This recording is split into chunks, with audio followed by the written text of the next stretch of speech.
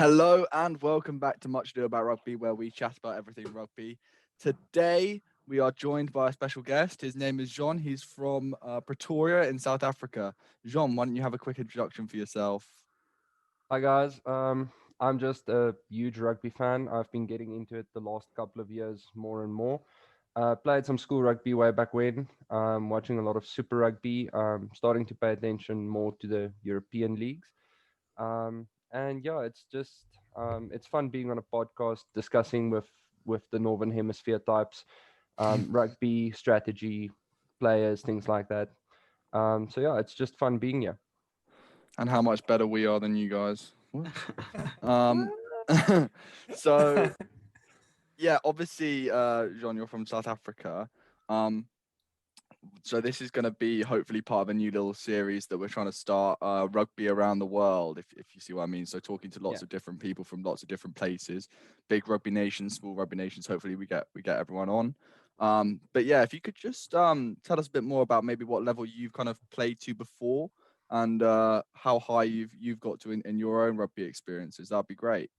Um, sure, no problem. My rugby experiences were limited at school, um, and it sort of talks a lot about schoolboy rugby, which I know you guys want to talk about later. But it's a very even at the young ages where I played, which I think you guys is about the end of primary school. It's still our primary school age, about 10, 13, thereabouts. Mhm. There's already a lot of emphasis on set moves and lineouts, scrums, driving mauls, the characteristics of South African rugby, which is power, power, power, be in the other guy's face, tackle his head off. And um, I didn't go into club rugby, but my high school had a big rugby following, and you could see there the guys. It was either you're getting a scholarship through a rugby union like the Lions or the Bulls, or you're going to go play for the local club. And the local clubs had each about probably 2, 3 teams. Local sponsors met up every weekend or every second weekend. Obviously, the local ambulance service was in attendance.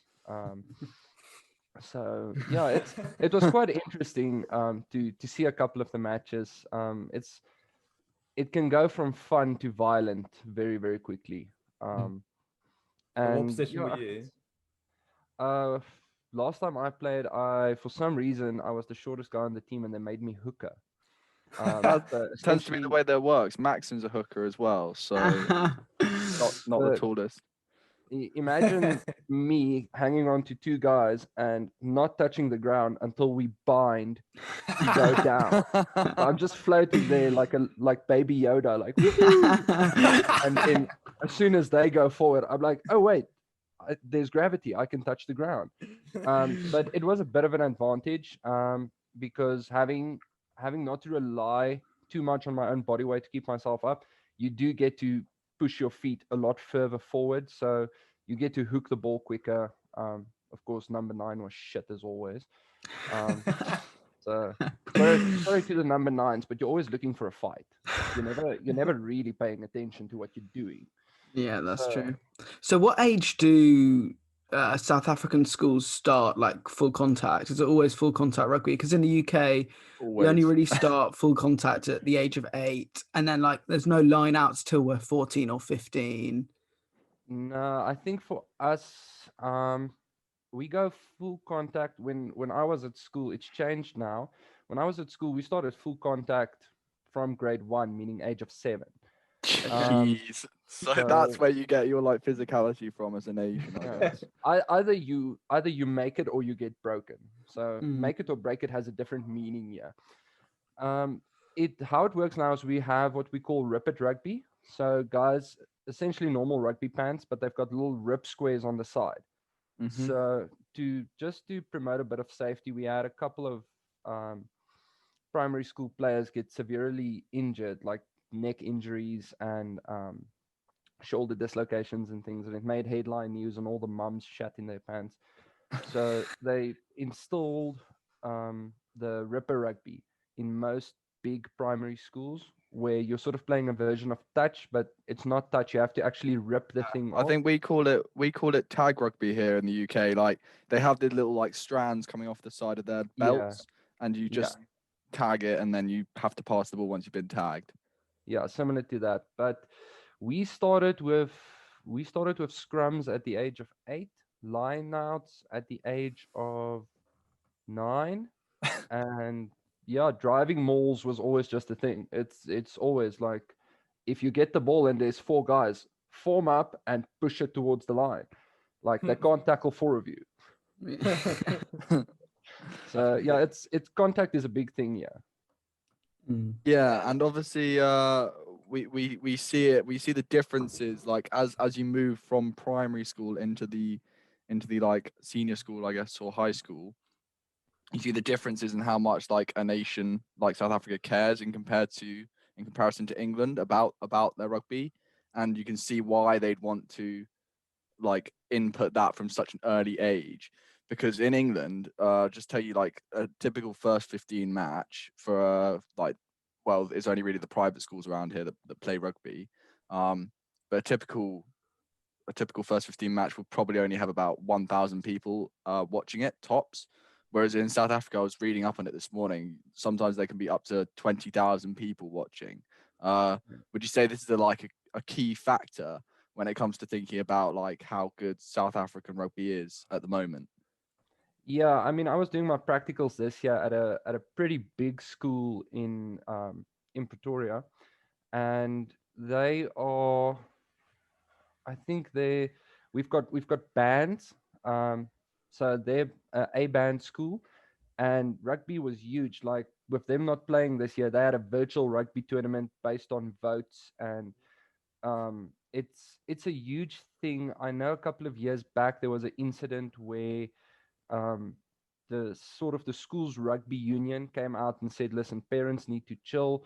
We're not going to take it if you're standing next to the touch line and you're shouting at the touch judges or insulting the ref or shouting at your own kid even because he made a knock or whatever. It's about the sport, not about playing it." Um, and yeah, you've got things like the Craven Week, which is named after one of the big founders of South African rugby, Donnie Craven. So that's like the big thing. If you get as a school player invited to Craven Week, you are gold. You are the school hero because you're going playing against the best in SA, guys coming from private schools. I'm trying to remember now the one where Sia Kulisi went in PE, Grey College, the Bloom Schools, Paul Gym. It's you're playing against the top tier of South African schools there, and these are guys where the coaches are ex Blue Bull players, ex Lions players. Um, some of these coaches get paid by the school absurd amounts of money, like I I can't even imagine earning that amount of money without a degree, and these guys earn it purely based on the fact that they've played Super Rugby way back when, or Curry Cup before that for a couple of Yeah. years, and it's just out of that experience. So yeah, it's a huge thing, and it's a big gathering to understand how big it is. The big event for a Saturday sport day in South Africa at schools is the first 15 of the two big schools competing. My high school had a long standing clash with um, a school here in Pretoria. I was in a little backwater town called Nelspruit. So we would travel here, or they would travel to us. And the big thing, and it was always around 3 o'clock in the afternoon when the heat starts to die down, was the first teams come out. And then it's like the parents are on their feet. The whole school is there supporting it. It's almost cult like in the sense of American football, where the Yeah. first 15 is that is the big game. There is you are there, you are paying attention. Like even the reject kids, the smokers, and everyone, they're there. They're just not in the stands. They're smoking at the back, but they're there. It sounds So absolutely incredible, honestly. Like, yeah, you talk about your like relation to the American college game and American football and that, and it seriously does kind of remind me of that of the aspect of it, just the fact that the whole town almost comes together, not just the school, it's the whole town comes together to watch the first 15 play. But I just think it's really interesting because it's so competitive and because everyone's desperate to be in the first 15 and everyone loves rugby so much, like wherever you are. What problems do you think can arise from that? Because I know there must have been problems with people doping and just people generally getting in like into stuff they don't really want to do, whether it be like doping or anything like, you know, bullying almost of other players because they want to be the best and because then they're not actually being part of the team. Well, a friend of mine, he was playing. We were about 15, grade 9, our grade 9. Yeah. So this is just before you move to senior level of high school, your Mhm. last 3 years. And they were doing tryouts for first team, and he was playing, I think he was playing 11. And he was better than the other guy. And the other guy just waited till he had the ball and came in with a flying tackle on the shoulder, cracked his collarbone, and my friend just said after that, I'm done. I'm not going to play a game where someone gets so pissed because someone is better than him that he comes in at a flying tackle and breaks my collarbone to make sure I don't make the first team. So it does get very, very competitive. Um, we do have, I don't want to say a big problem. Sometimes it gets called a big problem, the doping Yeah. problem. The schools are fairly good at addressing it. Um, it's like any problem. The moment it gets detected, it gets blown out of proportion, and then everyone's sort of like, "Oh, it's happening at that school. It's happening at that school. It's everywhere." And then it's like, of course, it's going to be everywhere. Steroids is everywhere in the world. So of course, some kid who wants to play first 15 and can't muscle up or make weight is going to be like, well, if I use some of this and I gain a bit of weight or a bit of speed, the coach might pick me to play starting 15 or even just make the bench. So it is a bit of a problem, the competitiveness. It leads to a lot of, I don't want to say like long-standing disagreements, but you'll get guys who they'll just look at each other and they'll be like, if we meet each other on field and you're playing for a different club or a different team, or even if it's a practice match, like first 15 versus second 15, if there's a maul, you can see hands going in, someone trying to knock out a tooth or just grab an ear and yank a bit just to piss the other guy off. So it gets to a level of almost bullying, but instead of bullying, it becomes more violent. And what's funny is we get a lot of stick internationally for our big number fours. You think Etzebeth, Bakis Yeah. Bueta, the guys traditionally seen as the enforcers. And at school, those guys are the chillest guys ever. They're never the Yeah. ones in the fight. It's always either the number 9, because number 9s just want to fight, or it's the number 10s or the wingers trying to go at it. It's never the big forwards. The big forwards are just happy. They're just there to smash into people. So they get their full. It's the guys sort of at the back who are like, I'm tired of running. I want to punch someone. Yeah, yeah. And I think we did get we had an interview with a bloke called Luke Upton a few weeks back, an author of a book called Hard Men of Rugby, and he Yeah. interviewed Bakis Bota for that book, and he just was so surprised about how chilled he was. Um, but yeah, I think it's so interesting that someone like Faf de Klerk just wants to fight. Really, yeah, we don't really like him down up here in the Northern Hemisphere, but Emma, no, can I jump in with a quick question? yeah, of course, of course. Yeah, I was just wondering. Obviously, I was just wondering about when you were talking about like how competitive it is. I was wondering like how hard it actually is to get into the first team at like a rugby school, because obviously all three of us played first team at our school, which was just like a grammar school in the south of England. But none of us played like county level or anything. We literally played schoolboy level and that, but we all made the first team level. But so I don't know how many people in like a first team at school would be playing like regional or like academy or anything like that. And like what does it mean to those people to like get into the first team? Well, to give you an idea, if you're looking at a big rugby school, so let's take Afrikaans Boys High in Pretoria, which is literally right next to Loftus, which is where the Yeah. Blue Bulls are based. To get into the first 15 there, you're almost, imagine Andre Pollard at the age of 15.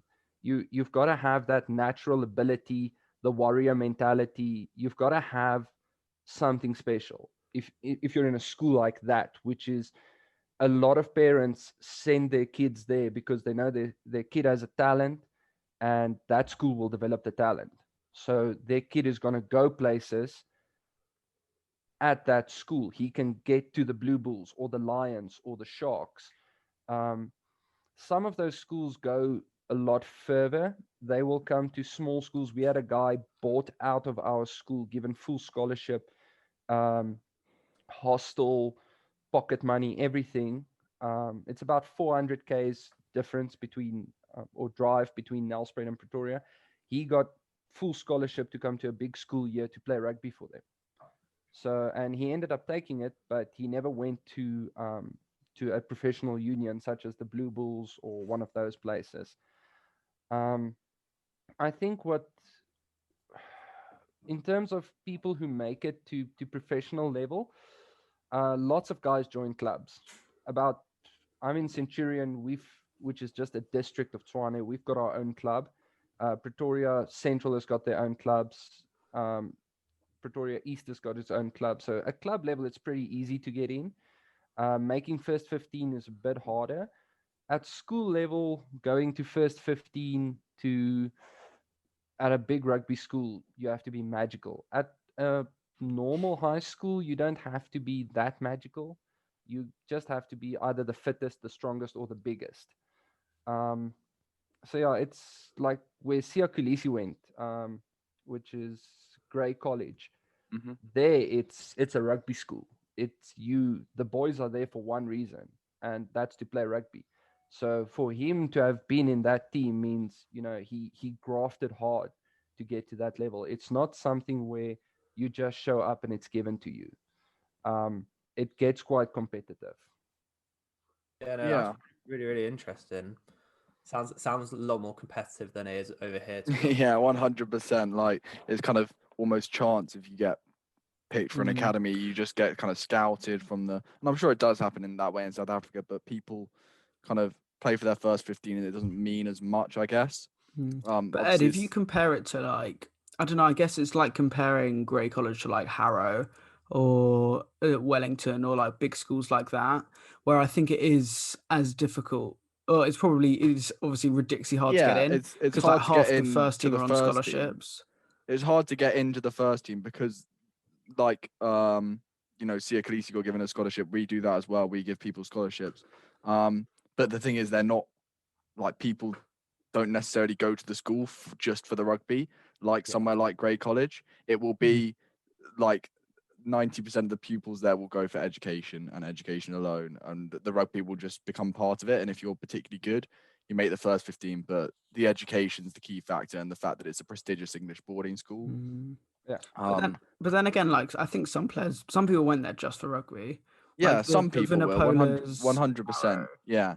No, but I'm just saying 90% it's that kind of aspect of it. But now obviously I just want to talk about the differences in club level and stuff between the UK and South Africa, and possibly some of the reasons why we see so many South African players moving from South Africa to the UK and all places around Europe. So just to give you some stats and facts, in the World Cup final team that beat England, unfortunately, still through gritted teeth, there were I won't say 32-12. I won't. In the starting 23 for South Africa, there were 5 Premiership players and 2 top 14 players. And then apart from that, Cobus Reinark, who wasn't included in that 23, also played in the Premiership, obviously for Northampton that season. So just to put it in perspective a bit, like the last time a South African rugby side, Super Rugby side, won that competition was in 2010, and that was the Blue Bulls, obviously, or just the Bulls. The Lions have made it to 3 finals in the last 4 or 5 years, and do you think that the Super Rugby sides basically are taking a massive hit because all these great players, these great South African players, I know might only be 8 or so, but that's quite a chunk of the squad. Do you think it's really affecting the Super Rugby sides and the way that they're performing in that competition when it seems to just be New Zealand sides that are dominating? Yeah, I think the big thing, and if you don't mind me just going into a bit of detail, our club level is, when we talk about club level, we're not referring to places like the Bulls. Yeah. Those are unions. Yeah, So yeah. the Bulls union is probably in charge of all the clubs in the Pretoria area or the greater All Transvaal area, which is essentially Gauteng. So club level, there's no real pay. There's a couple of benefits, and if you win the tournament, then the club might pay you something. So you get a little thing with, you scored third, so each player gets like $1,000 or $500, and there's a physio at every game or at every practice session, probably doing her final year practicals or his final year practicals, so he's getting hours in. At union level, the big problem we have, number one, is distance. We're far away from everyone. So that is the big thing facing the Southern Hemisphere. Argentina is way the fuck over there. We're down here at the bottom of the world. New Zealand and Australia are way the fuck over there. So, And we're all the way up here.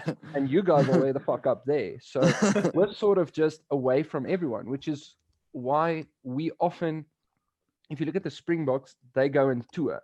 So they go to the UK, then they play England probably 2-3 times, then they tour the whole of Europe, and then they come back and people come here and play, because it's a 18-hour flight getting to New Zealand, it's a 10-hour flight getting to you guys, and you have to remember these guys fly with 3-4 tons of luggage.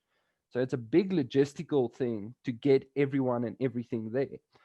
And Super Rugby is just hugely expensive. If you look at Sanzar, we as South Africa are giving most of the money to Sanzar.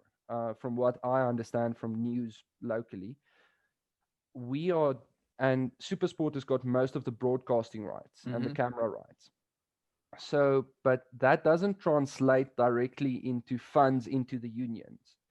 So a guy like Kobus Reinach who's a great player, and he's probably played here a couple of years for the Blue Bulls or the Cheetahs, and then he was Yeah, he played for the Sharks, mate. for Sharks. He's a bit before I got really into it. Yeah, no worries. But he probably earned good money here, had a nice life, and then he was like, okay, but I'm tired of kicking and tackling.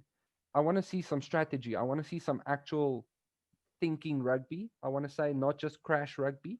Yeah. And it's only been the last 3 or 4 years, from about the time the Lions made the Super Rugby final, that thinking rugby got a thing in South Africa. It used to be, I want to say, not even doctrine, I want to say instinct, to crash until you reach the try line.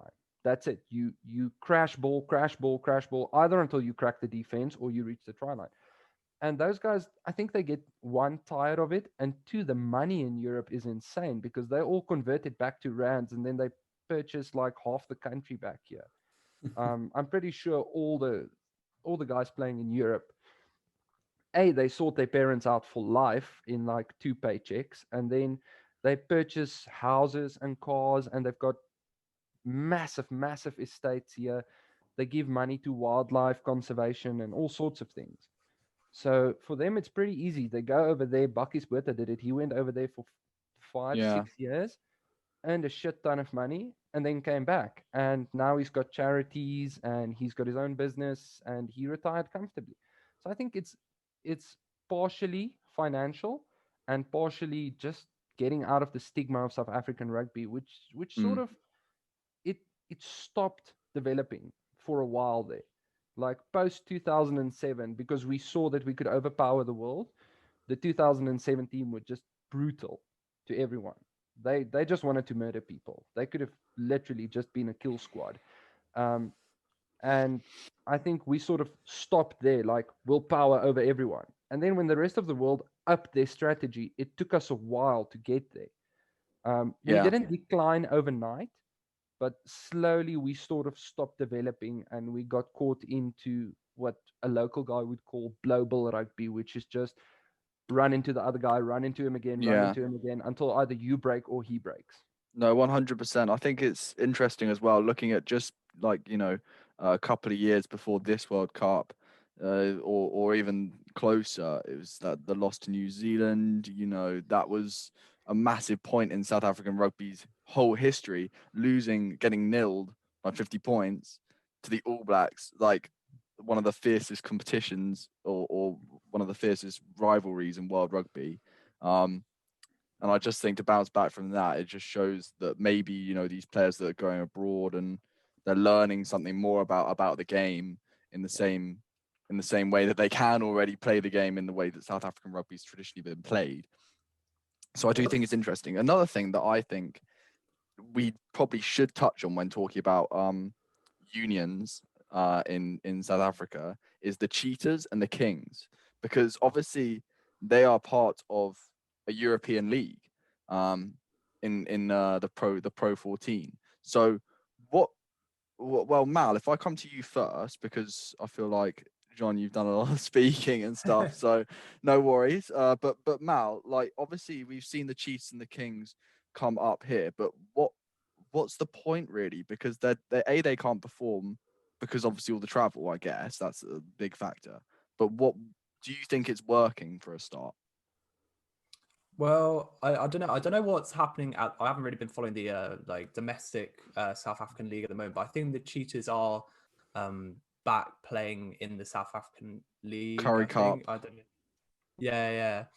But obviously they weren't. I think the Cheetahs and the Kings, they weren't that successful when they were in the Pro 14. I think we have touched on this a good while back in a previous episode.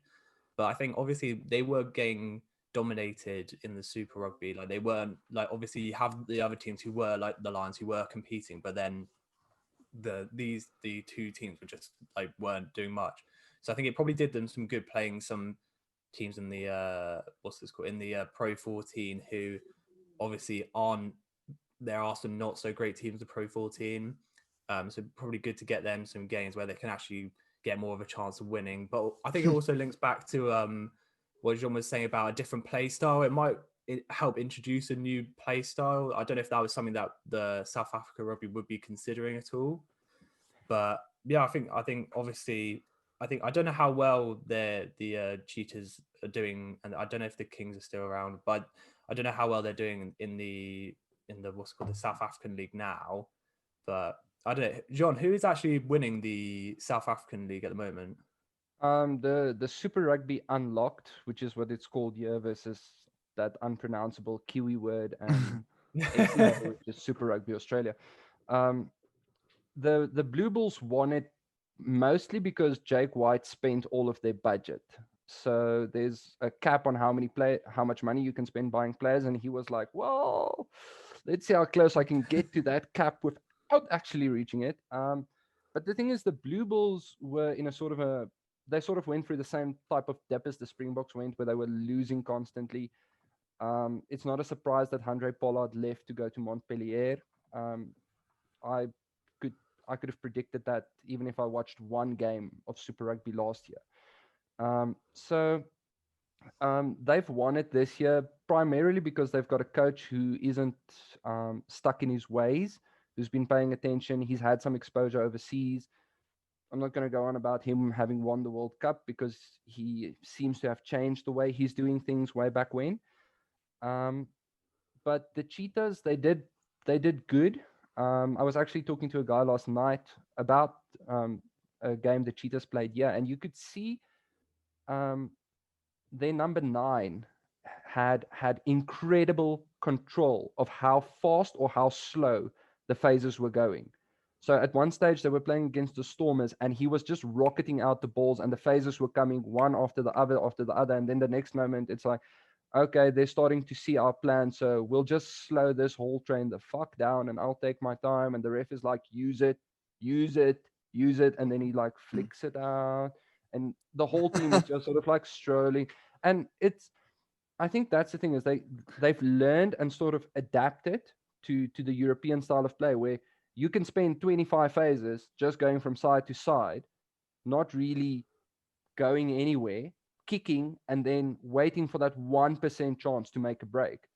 Whereas here in South Africa, it's we're going to give it to a big guy who weighs 125 kgs and he's going to run into 4 of your guys. Hopefully he'll offload and then you have no one to tackle the second big guy. So he'll run past to the winger and the winger will score. So, yeah, and unfortunately, South African rugby has pulled a bit of a dick move. They've decided that we're going to send our teams to join the Pro 14. So I don't really know what the future of Super Rugby is at this stage, but it sounds like the Blue Bulls, the Lions, no, the Blue Bulls, the Sharks, and the Stormers will be moving north to go play in the Pro 14, which has caused a lot of uproar because the Kings are seemingly now defunct. Without the funding to play in the north as a union, their future is Well, they never had any sort of funding whatsoever. You know, I can remember watching in when was it 2016, 17 when they had their 1 or 2 seasons of Super Rugby, and they would get about 4 people to every match. Yeah. So if you're not even, there's no point in funding them. I mean, they should technically just be playing Curry Cup because they'll get more crowds playing there, and it could be like there's other teams in South Africa that don't play Super Rugby, but play Curry Cup.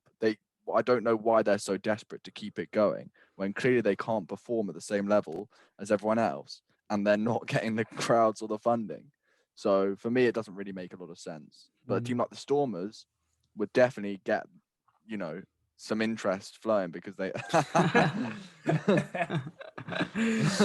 Can we talk quickly about like Super Rugby attendances? Because I think it's really interesting. Obviously, we spoke a bit about school rugby and how it's like so crazy and you can get up to 20,000 people per game. But I'm just interested to hear your thoughts, Jean, as to why that doesn't necessarily translate across to Super Rugby. Where, I mean, from obviously, I've never actually been to a Super Rugby game in South Africa, but from watching some games, it often looks like the stadiums are half empty or very empty. But compared to the UK, it's like the other way around where school rugby, there might not be as many people, but in professional rugby, you'll very rarely find a game that's not sold out. Understandably, in the UK, there's slightly smaller stadiums, but I was wondering what your sort of point of view was on that and whether you had any insight as to why that is. I think the big reason our stadiums here locally empty, especially if we're playing a local derby match, say the Lions against the Bulls or Sharks against Stormers or something like that, is number one, most people have access to DSTV, so it is extremely cheaper.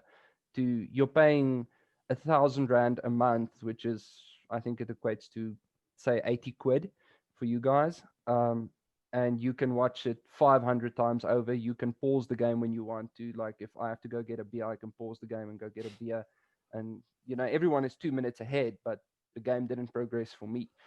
So I think, number one, people have too much access in terms of TV.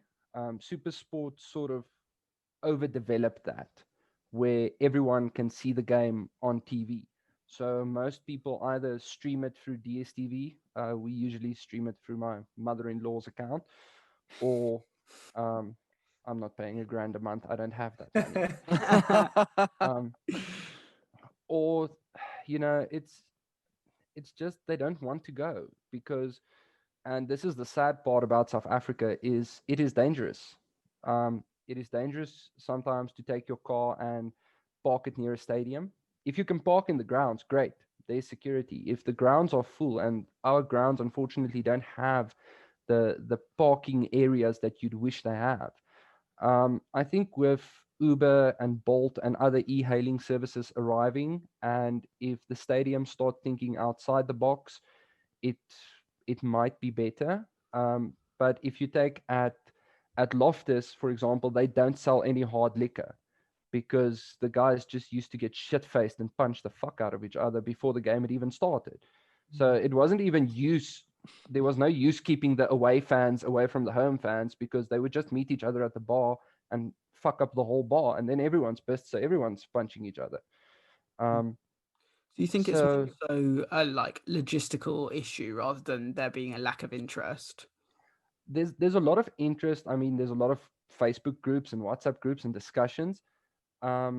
It's logistically, it is bad.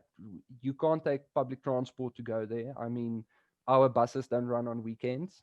I could theoretically take the Gau train and go there, but then I'd have to be on the last train back, which is 7:30, which is pretty early. So if they're playing at 7, I have to leave at halftime to make it to the station.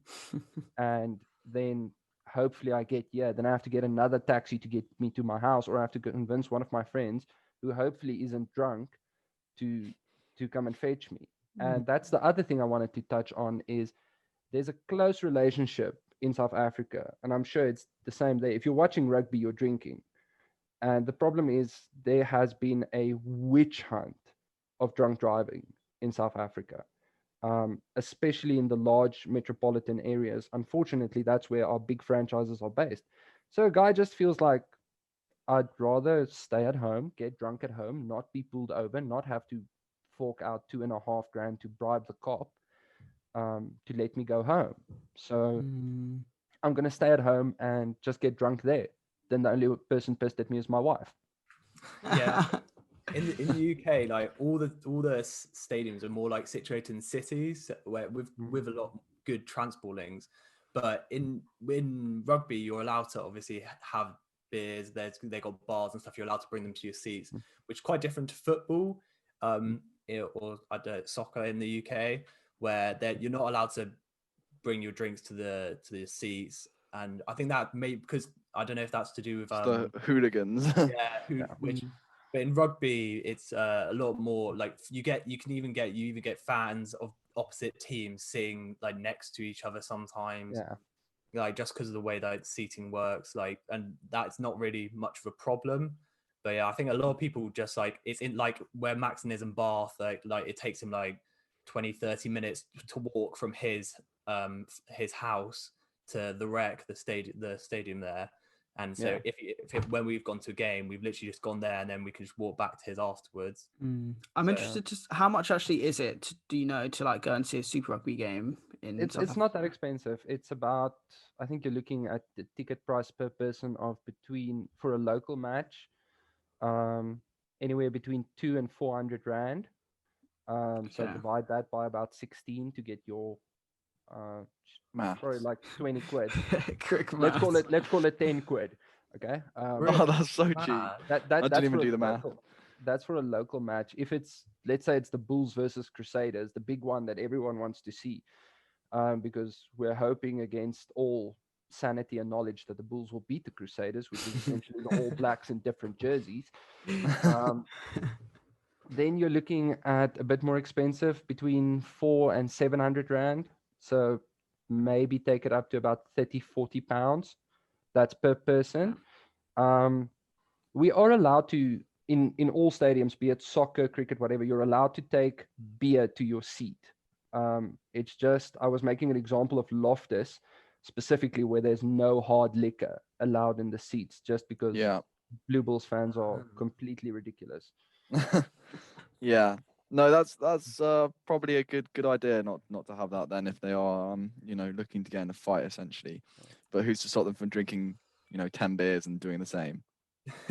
But yeah, John, cheers for chatting to us about South Africa, and super interesting to really get a proper insight into what it's like playing rugby elsewhere in the world. I think for the last 10 minutes or so, shall we just cover? I've got one question about actual international Super. I think we should probably cover a little bit of the actual rugby that happened this weekend. Obviously, a super exciting weekend. So, Mal, why don't you kick it off? Wait, are we talking about the results or South African rugby? We're talking about results now. Oh, okay, all right. Because I just wanted to ask a question about well, obviously it kind of interrelates with the whole results from the weekend about England getting another win against Ireland. They're up to number 2 in the world, which is only behind South Africa, but they haven't played an international game so far. So I don't know. What do you make of the whole thing of like South Africa not playing in the Tri Nations, especially with the whole thing with Argentina playing without any practice games, but then South Africa saying that they need practice, but then is it really to hold on to their number one status? Because they got in the World Cup, you get the double points, so that's why they're so far ahead. But Yeah, I don't know. In comparison to England, England seem to be like, well, obviously we're English fans, but they are the best Northern Hemisphere team at the moment. So it'd be interesting to see whether they're actually better than South Africa now. I think it's a bit of both. I think it's a bit of a reputation protection because we are the kings of the world, having won the World Cup. But at the same time, for us, when our government decided to allow rugby, we were in a bad state. Pollard had just messed up his knee. 3 of our 4 starting locks were injured. We didn't have any locks that we could just pull out of Super Rugby, having had previous experience at Test Rugby. So we were in a bit of a tight spot, to say the least. A lot of our players who went north, that we rely on in the national team, they sort of, I think we couldn't, if I remember correctly, we couldn't get the clubs to give them time to come back. We couldn't get the Super Rugby started quick enough. And a lot of it was, we had a thing called the Springbok Showdown, which is where they looked at the star players for the next generation of Springboks, meaning guys who will start getting test match time in the next year or two. And the results of that match, I think, just indicated to Rassie and his team that if we go out with this big target on our back, where everyone just wants to murder us to show you might have had the World Cup, but we can still slap you around. Number one, we would have gone in undercooked, and number two, we would have probably had players injured. In terms of Argentina and their upset, I think Argentina plays more at an emotional level than we do. Our aggressiveness isn't really emotional. There's a whole thing about, in Chasing the Sun, Rassie Erasmus always saying, fuck them up, fuck them up, fuck them up. Couldn't bring myself to watch that. it's totally worth it. There's actually no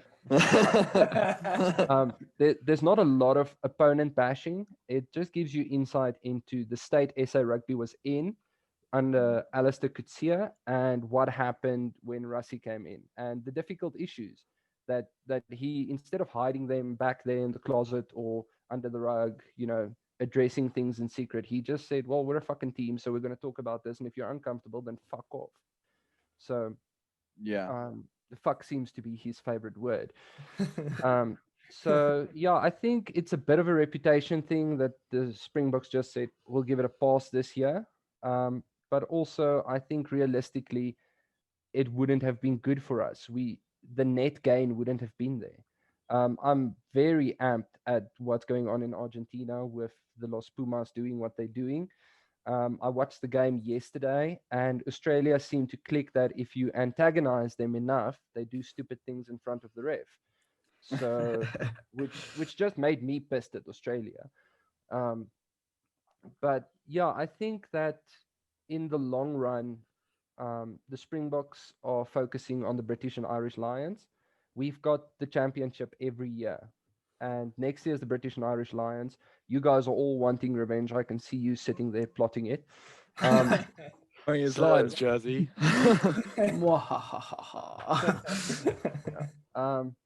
So I think Rassie and his team are working really hard. You'll probably see us play countries like France and Italy not long before. Definitely a couple of games against New Zealand and Australia and Argentina, just to get us sort of on a quick trajectory back to international level. It is sad. I really wanted to see the Springboks play this year. I was amped to see everybody coming here, trying to take us on, us going there, trying to take them on. It would have been great, but unfortunately, someone in China ate a bat. Yeah, classic China. No, obviously we all love watching Argentina, get really emotional, and I play for my country, all that kind of stuff. But yeah, just on that note, I did actually notice, obviously linked to that is linking back to the union's rugby and the Super Rugby, the Jaguares did actually reach the final of the Super Rugby before all the COVID stuff happened. So that's like an aspect of it where actually they have been performing at that level, and it's translating into their international performances, because to have 2 results back to back in the Tri Nations, one where you beat New Zealand, renowned as, at the moment the 3rd best team in world rugby, but the top team in world rugby, always the ones to beat essentially, and then to go out and draw against an Australia side who are also coming off the back of beating New Zealand. I think what a trajectory they're on, and I just think it's massive credit to them. But can we please get to the more important topics at hand and talk about this bloke up here? Yeah, do you want to lead the way, Ed? 100%. So this guy up here, I'm not sure if you know who he is, Jean. He's pretty good rugby player. He's called Mara Itoje. He is in fact the best rugby player in the world, and yeah, that basically says it all. England with a convincing 18-7 win over a pretty dull Ireland side. I mean, England, what a defensive performance. I'm not sure if you saw any of it, Jean, but Mackie, what did you think? Yeah, I think, like you say, I think defensively it was pretty wild. I watched a post-match interview with Mara Itoje because he won man of the match, and they were like really not very happy with the second half at all.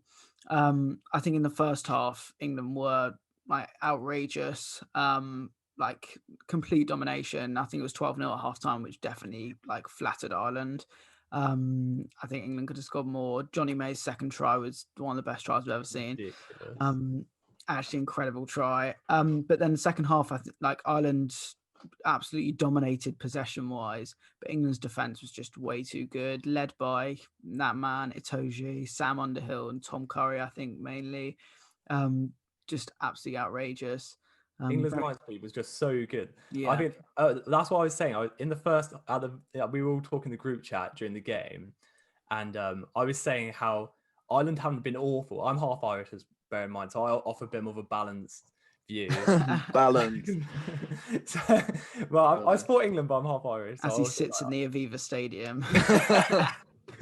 But yeah, so I was saying how England were obviously playing really well, but Ireland weren't playing awfully, and they were putting on pressure. But it was England playing so well that was keeping Ireland out, and it was obviously the creativity of like Johnny May being able to run the whole pitch and score a try. That is obviously making the points different. But I think the fact the second half, the fact that Ireland were in their 22 pretty much for I don't know, good like 20-30 minutes, and they didn't get a point on until literally the last bit, shows Ireland.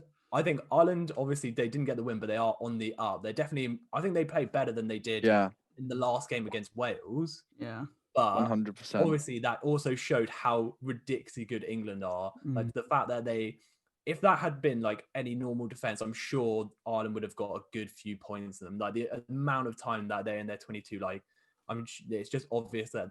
But I think Farrell, the coach, he said after the game, he was like, "Yeah, but this was a good game for us. Like we come here, we play England, and we're in a stage of building now after a poor World Cup, a really poor World Cup where they lost to Japan. I agree. And barely scraped through the group stages. So yeah, I think. Well, I thought it was also they got battered like 40, like earlier in the year, got battered by England, like in the Six Nations. I don't know, it was like 30 or 40 points or something. And then before the World Cup, they obviously got battered by England by like 40 or 50 points. So obviously, and closing that gap to England, obviously it shows like England were by far the favourites there. But Ireland were obviously, I thought they were good as well, but England were just ridiculously good. I think it's like, what I thought was interesting about the performance was it did, to an extent, emulate like Sarries when they played Leinster. And I'm genuinely serious when I say that. You are so Max is a annoying, Saracens. Because if you look at this isn't about Saracens, Max. This is about England. No, yeah, but okay. Look at half the pack, which is essentially where England won the game, is Sarries. And if you look at, and don't laugh because this is actually genuinely serious, because like if you look at the exact game plan that Sarries had when they beat Leinster, it was literally put bombs up on James Lowe. That's exactly what Farrell did the entire game. I don't actually think it was that effective. But then if you look at the like defensively, and it is like a Wolfpack defense. I feel like not even just this season, but England over the last 2 seasons have managed to emulate like what Sarries have been doing for the last 5 seasons by having that core of Saracens defensive players in that pack. Like you say yourself, Maritoja, who essentially leads the defensive charge, is just an absolute psycho. Like, and the way he just tackles people, and like he can turn over the ball, like he can do everything. What I thought was interesting as well was Tom Curry's performance and getting over the ball, and disrupting like ball at ruck time. And I think it was interesting because how we spoke about Jack Willis coming into the starting 15. But in my opinion, like I know we always go back to talking about him, but I just thought it was interesting because they mentioned him. But like Tom Curry, he really took on that like turning over the ball role. And like the need for Willis in that game in particular was not really there for me, given that you also have a Toja who can get over the ball. Underhill gets over the ball, Vunipola.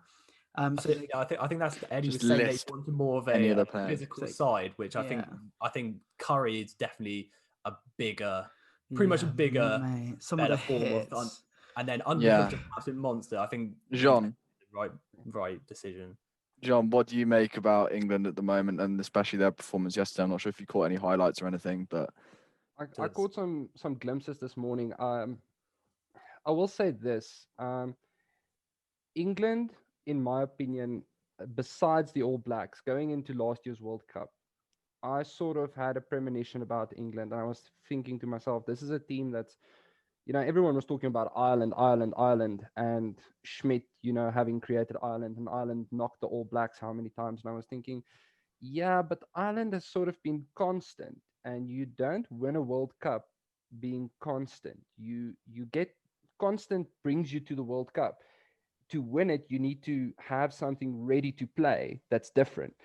And England has been constantly, give it to Eddie Jones, massive credit. He's been building them up slowly but surely. And the way they open games, I was just the other day watching the Squidge video again of their inbound tour year. And open games, it's massive pressure from the get-go. You guys like to score early. You like to make the big hits early to impose yourselves on the other guys, where we were chasing the game 15 minutes in. You guys had scored 3 tries in the first 15 minutes and we were chasing. So it's not that you're not a physical team. Physically, you can match them. I think if it wasn't for the whole bomb squad tactic, you guys would have matched us a lot better in the final. And I'm definitely worried about next year's Lions tour. Because you should be, mate. You should be. Yeah, you guys will be stuck in South Africa trying to get a flight out. Just remember that. But no, I think it's physically it's going to be a huge mashup. It's not going to be like 2009 where the Boks 2009 where the Boks had their way physically, and it was red cards and yellow cards being handed out wherever. I think you guys are going to match us pretty evenly. I don't think Eddie is going to imitate the bomb squad tactic, but I won't be surprised to see an extra forward or 2 on your guys' bench to match us in the later half of the game. And I'm worried because you've got Farrell, who, for all his worse than worse tackling ability, he's got great distribution skills, great kicking skills. He can play 10 or 12. He's good at creating a line break. You've got excellent wingers. You've got good forwards. So I think to underestimate you would be dumb. And the fact that you guys have kept playing when we were stuck doing Super Rugby Unlocked and Pro 14 and those things, I think it's going to give you an edge mentally coming in. You guys are going to be more prepared. But then again, I have complete faith in the genius big dick Rassie Erasmus. So yeah, but I'm definitely not underrating England. Physically, the days of Boks physically outmatching other people are pretty much over. If you look at international rugby players, everyone's fucking big. Like, we can be honest. The difference between Etzebeth and Itoje is marginal. And it comes down very much in the way they're used. Itoje is used, his size is used to be a fetcher because he's hard to stop. Etzebeth is used as a defender because he's hard to get through. He's got long, big fucking arms that he can wrap around you and you can't get out of it. So it's to compare them is sort of like saying, okay, well, I made an apple smoothie and I made apple juice. I Yeah, actually disagree with that. I think Itoje's mainly used defensively and for lineouts, and because he's got those massive lever arms like Etzbeth, you know, I think he does a similar job. I think they're both kind of in that enforcer role, but Itoje just hasn't been labelled as an enforcer yet because he, you know, he steals the ball as well, basically, making him a better player. Yeah, I think he is a bit more rounded than Etzebeth. But then again, Etzebeth has got good offloading skills. That one offload to was just pure sex. And then if you look at, for example, if you take your number 6 and 7 comparison to our 6 and 7, it's again size wise, there's not a lot of difference. Exactly. It's not about size anymore. It's about how the coach wants to use the player. Pieter-Steph du Toit was supposed to be a lock, and he ended up being a number 7. And he just spent the whole final running at your number 10, trying to impale him. So that was Rusty's whole plan right there. Go for the 10. That's all you do. If he looks like he's going to get the ball, try and kill him. Yeah, you don't want to hear what I've said about Pieter-Steph du Toit in the past. I think I was just a little bit butthurt about the rugby. No, he's a good player. He's not, in my opinion, the greatest player we've ever had. There you go. Thank you. No, World Rugby Player of the Year. What is that? I will rebuke you with one thing. His work rate last year was phenomenal. I agree, but you can have work rate, and then there's being like world class, and World Player of the Year needs to be world class. And I think Cheslin Colby had that over Pieter-Steph du Toit. Like, that's a hard argument to have, eh? That's a hard argument because I want them both to have it. I want them both to have it. And Cheslin Colby, I just want to have it because I'm also short. So he's representing all the short fuckers out there. Yeah, you keep dreaming, mate. Keep dreaming. I'd love to ask Jean's opinion on something. Obviously, with Eddie Jones, making the comment about Ireland being called the United Nations because of the having, like, I think it was 5 players in their squad who are foreign born. What do you make of the whole eligibility thing? Because we all have like quite interesting views on it. And obviously South African players seem to be quite prevalent in this area, like especially for like Scotland and Ireland. You got like Rue, who was playing at the weekend or yesterday even.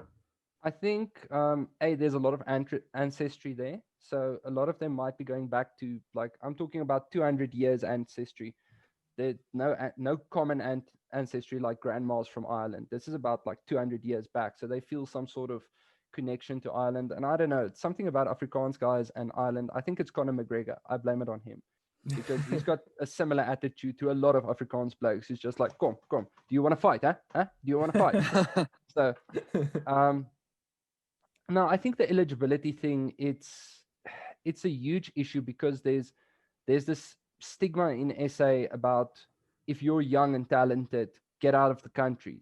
The country's going to the shits. Meantime, the country's been in the shits the past 20 years. It's not really getting better, but it's not really getting worse. So I think a lot of them will leave because we're not going to get picked for the Springboks purely on the fact that I want to play intelligent rugby or I want to play different rugby. And up until recently, until the Erasmus era, I was behind them. Go overseas.